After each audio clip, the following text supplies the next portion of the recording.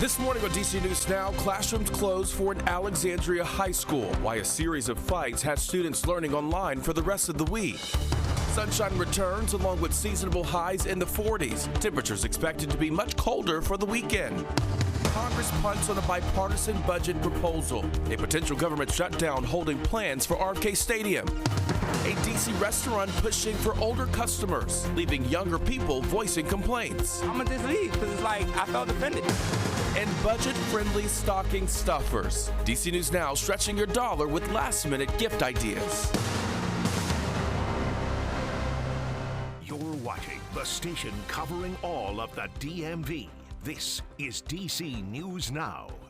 Well, good morning and thanks for starting your Thursday with us here on DC News Now. It is 6 o'clock. I'm Tanaya Wright. Good morning to you. I'm Corey James. Shanika is keeping track of those roads this morning for you. She'll have the latest on those drive times in just a second. Meteorologist Jackie Lair is monitoring the forecast today, and for people who like the sun, they're going to get a nice dose of it. Yeah, exactly. But we're back to normal in terms of the high temperatures, back in the 40s today. So not nearly as warm as the last couple of days. Here's a view of satellite and radar to show you the setup. The front that brought us the rain yesterday is now well offshore, and that's taking all that wet weather with it too. So we're tracking those dry conditions persisting through the day today, and eventually we'll see those high temperatures back into those mid to upper 40s. But out there right now, we're into those upper 30s to lower 40s. So overall, that just means that we really won't see a big jump in the temperature department through the day today. That sunrise will be at 7:22 this morning. It'll be partly cloudy right around 11 o'clock, and by 3 p.m. still looking at those temperatures into those mid to upper 40s by that point. But more details and timing out a big cool down on the way in that 7 day in just a few minutes. Shanika's back. Another check of those roads. What are you seeing this morning?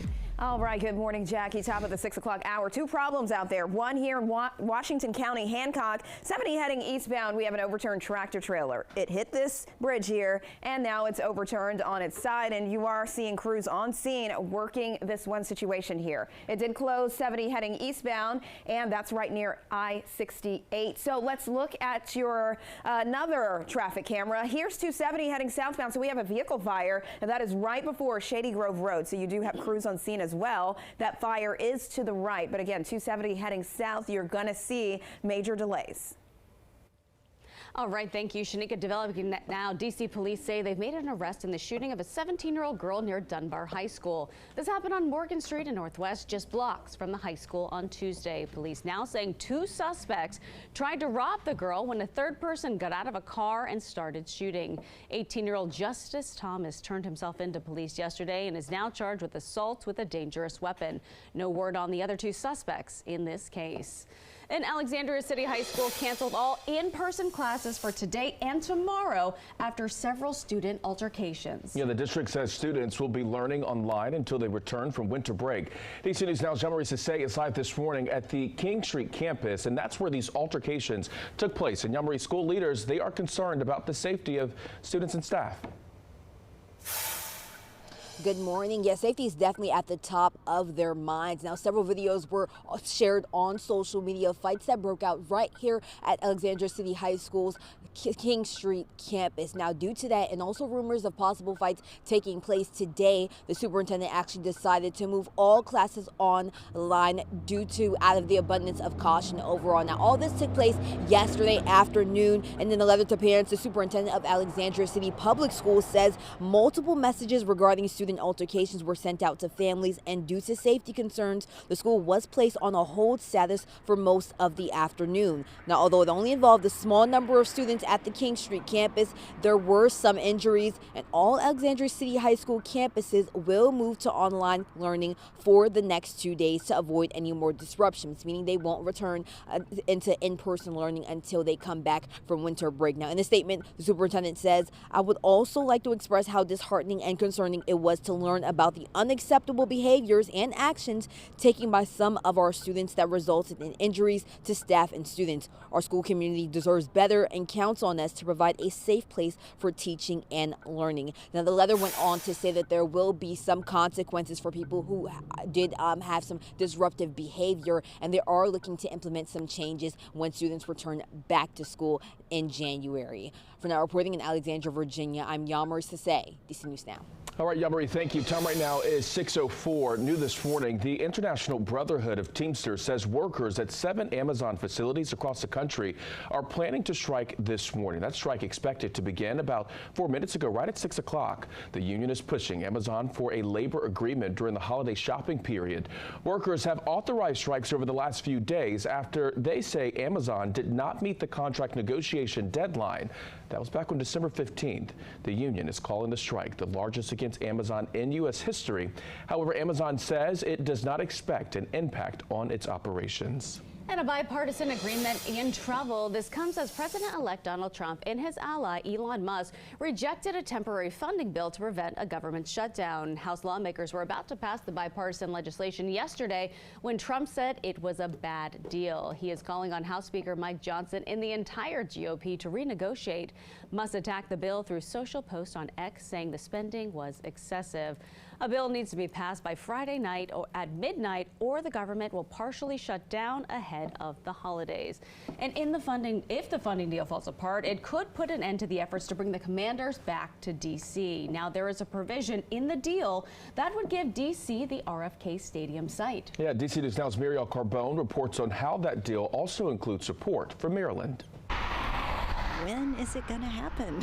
We have been looking at that derelict stadium for years now. That question by Kingman Park neighbor Julie Plavsic could soon have an answer, with the latest congressional spending plan giving D.C. control over the 177-acre RFK Stadium site. We just really want to see something happening over there. Still, what that something should be and if it should include a new stadium for the Washington Commanders is up for debate. I don't think any of the residents I know want the Commanders to come back. It was a lot of traffic, a lot of litter. They should come back. It bring more excitement to the community. Mayor Muriel Bowser saying Wednesday the potential is transformational. Our vision has always included many uses, with plans including housing, park space, an indoor sports complex, and yes, a place for the Commanders. We feel like we have the best site. It is the long-time home for the team, a successful team, the transportation options, connection to the river, the views. Still, not all district leaders are on board. I don't think spending hundreds of millions of your tax dollars for a billionaire stadium is the right investment. Ward 6 council member Charles Allen. More than 90% of the year, we don't see the same type of return on investment for an NFL stadium. People will remember that it wasn't a unanimous vote to bring Nationals Park where it is, but nobody regrets having Nationals Park there. And that was our Muriel Carbone reporting there. Congress needs to pass the spending plan, and after that, Bowser says it's a matter of tearing down the stadium and developing a vision for that space. DC News Now is your local election headquarters, and another name officially entering the race for Prince George's County leader. Yesterday, State's Attorney Aisha Braveboy announced she's running for county executive. She hopes to replace Angela Alsobrooks, who was elected to the U.S. Senate back in November. Braveboy says her experience is critical for this high-profile job. We will stay laser focused on improving this county so that they and their children and their children's children have a place where they can call home and be successful. In every role that I've had, every position I've been able to hold, I just carry that with me. Election will be March 4th, and the general election will be May 27th. Well, there is a new report on data centers in Virginia. Yeah, that report also revealing people who live in the Commonwealth might feel the financial impact. Take a look at this right here. According to Data Center Map, there are close to 430 centers in Northern Virginia. DC News Now's Max Marcillo looks at how much more you could spend each month by increasing the energy demand.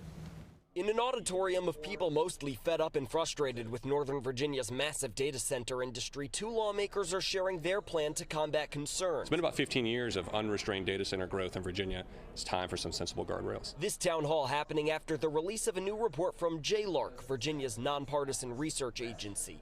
In the report, it says these data centers are substantially driving up energy demand, and building the infrastructure to continue powering Virginia will be difficult. We, the taxpayers, giving them the financial ability to disturb our lives to disrupt our lives is not fair. It could lead to a change in how much you're paying. The report finds the typical Dominion Energy customer could see their costs increase by as much as $37 a month by 2040. That is directly affecting people's pocketbooks. On the other hand, data center proponents would point to the revenue they bring in. They make up about 1/3 of Loudoun County's tax revenue and has allowed the county to cut real estate tax rates. But State Senator Danica Rome says, if your electric bill is going up, then it's kind of hard to say like, oh, thanks for the tax revenue, when the data center industry is suing Prince William County because they don't like their property tax assessment.